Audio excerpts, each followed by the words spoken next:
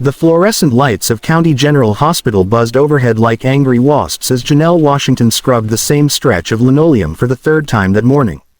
Her knees ached, her back screamed in protest, and the antiseptic smell had long since burned itself into her nostrils until she couldn't remember what fresh air smelled like anymore. At 28 years old, she should have been building a career, maybe starting a family, living the life her mother had sacrificed everything for. Instead, she was here, on her hands and knees, cleaning up after people who looked through her like she was invisible. But Janelle had learned long ago that invisible meant safe, and safe meant surviving another day in a world that had never been designed for women who looked like her to win. She wrung out her mop with hands that had become calloused and rough, hands that used to play piano before the eviction, before her mother's cancer, before the student loans she'd never be able to repay crushed every dream she'd ever dared to whisper into the universe. The water in the bucket swirled gray and murky, much like her future felt most days. Janelle, Mrs. Rodriguez, the head of housekeeping, appeared around the corner, her face creased with an expression Janelle couldn't quite read. Concern, pity, it made her stomach clench. The director wants to see you in his office. Right now. The walk to the administrative wing felt like a funeral march. Getting called to the director's office meant one thing: you were being let go. Janelle's mind raced through her meager finances. She had exactly $243 in her checking account. Rent was due in 11 days. Her mother's medication cost $160 every 2 weeks, even with the discount pharmacy. The numbers didn't add up. They never did. Director Harrison's office smelled like leather and expensive coffee, a stark contrast to the bleach-soaked world Janelle inhabited. But it was the man sitting beside Harrison's desk who made her pause. Distinguished, probably in his 60s, wearing a suit that cost more than she made in 3 months. "Miss Washington, please sit down," Harrison said, his voice unusually gentle. "This is Mr. Charles Westbrook." The name meant nothing to her, but the way Harrison said it suggested it should. Charles Westbrook studied her with sharp gray eyes that seemed to catalog everything about her in seconds. "Miss Washington," Westbrook began, his voice rough like gravel, "I'm going to make you an unusual proposition. My son, Michael, has been in a coma for 8 months following a car accident. The doctors say he's stable, but he's not improving. According to his trust fund stipulations, if he's not married by his 30th birthday next month, his entire estate, including the medical trust that's keeping him alive, reverts to his stepmother." He paused, and something painful flickered across his face. A woman who's made it clear she's counting the days until she can pull the plug. Janelle's head spun. "I don't understand what this has to do with me. I need someone to marry my son. On paper, someone who won't try to take advantage of the situation, someone who needs help as much as he does." Westbrook pulled out a folder. "I've been watching you for 3 weeks. You visited your mother in the cancer ward every day during your lunch break. You give half your sandwich to the homeless man outside the east entrance. Last Tuesday, you found a wallet with $600 and turned it into security." The fact that she'd been observed made her skin crawl, but Janelle forced herself to focus. "You want me to marry a man in a coma. In exchange, your mother receives the best cancer treatment available. Private doctors, experimental trials, everything. Your student loans, paid in full.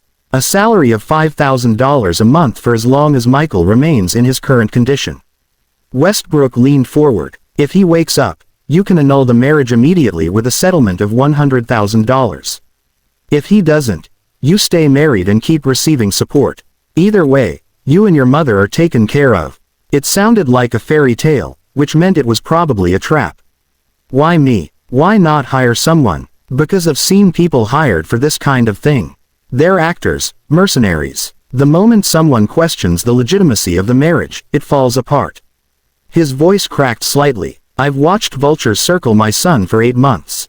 I need someone real, someone who understands what it means to fight for family." Janelle thought of her mother, skeletal and gray in her hospital bed, refusing treatment because they couldn't afford it. She thought of the notice on their apartment door, the final warning. She thought of all the nights she'd prayed for a miracle, never imagining it might look like this. "I need to think about it," she whispered. "You have 24 hours, Westbrook said, standing. "After that, I find someone else. The decision kept her awake all night. By morning, with her mother weakly insisting she was fine, while clearly fading away, Janelle knew she had no choice. She called the number on Westbrook's card. 3 days later, she stood in Michael Westbrook's private hospital room wearing a simple white dress someone had bought for her hand trembling as a judge pronounced them husband and wife. Michael lay motionless in the bed, beautiful even in stillness, his dark hair falling across a face that looked carved from marble. Machines beeped steadily, marking time in a life suspended between existing and living. You may kiss the groom, the judge said awkwardly. Janelle's heart hammered. This wasn't part of the agreement. But everyone was watching. The judge, the nurses serving as witnesses, Charles Westbrook with his desperate, pleading eyes. She leaned down, her lips hovering over Michael's for a moment before pressing gently against them. His lips were warm, surprisingly soft. For one impossible second, she felt something, a flutter, like a butterfly's wing against her mouth. Then Michael's hand twitched. The heart monitor's beeping changed rhythm. His eyelids fluttered. A nurse gasped and rushed forward, but Janelle stood frozen as Michael's eyes slowly opened, unfocused and confused, but unmistakably open. Michael. Charles Westbrook's voice broke as he rushed to his son's side. The next hours blurred into chaos. Doctors, tests, neurologists discussing things Janelle couldn't follow. She backed into a corner, watching this family reunion that she'd somehow catalyzed but didn't belong to. This was good, she told herself. He was awake. She could get her annulment, her money, disappear back into invisibility where she belonged. But then Michael's eyes found hers across the room, and he spoke his first words in 8 months. Who was she? That's Janelle, his father said carefully. Your wife. Over the following weeks, as Michael relearned how to walk, to feed himself, to exist in a world that had moved on without him, Janelle visited daily. At first, it was obligation. She was his wife, after all, at least on paper. But slowly, something shifted. Michael was kind. Not the performative kindness of people who wanted something, but genuinely, quietly kind. He asked about her day. He remembered details. That her mother loved gardenias, that Janelle missed playing piano, that she took her coffee with too much sugar because it was the only sweetness she could afford. I don't understand why you did this, he said one afternoon, his voice still weak but growing stronger.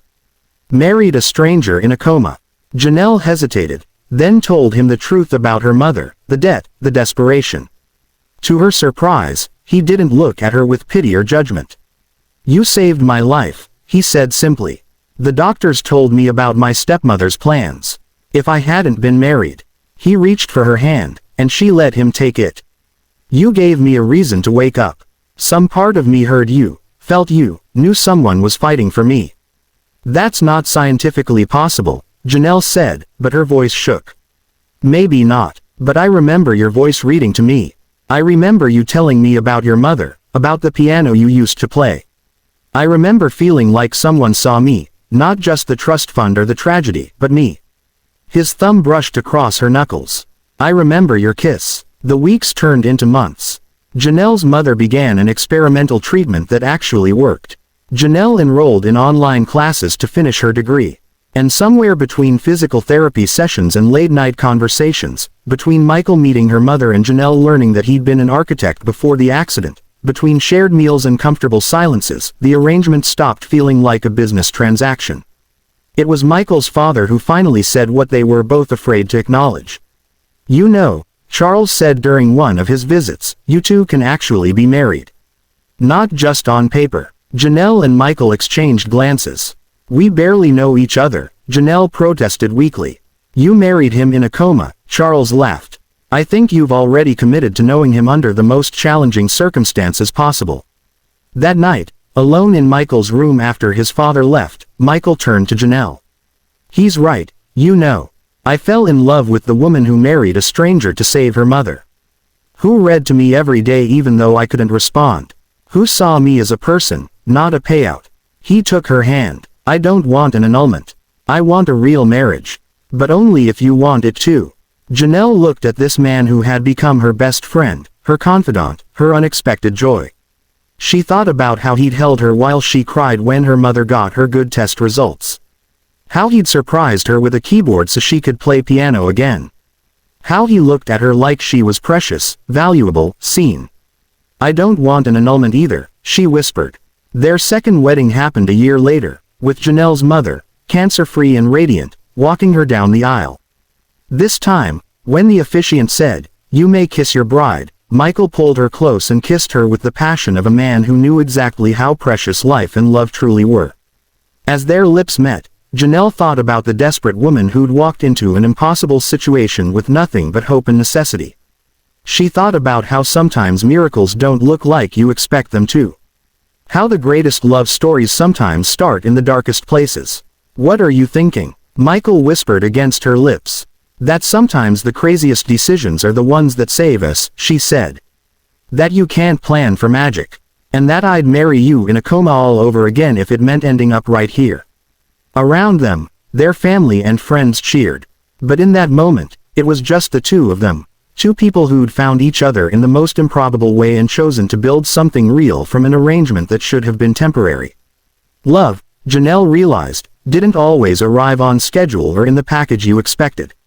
Sometimes it arrived on the edge of desperation, wearing the disguise of a business arrangement, and transformed everything with something as simple and profound as a kiss. And that, she thought as Michael spun her around the dance floor, was the most beautiful surprise of all.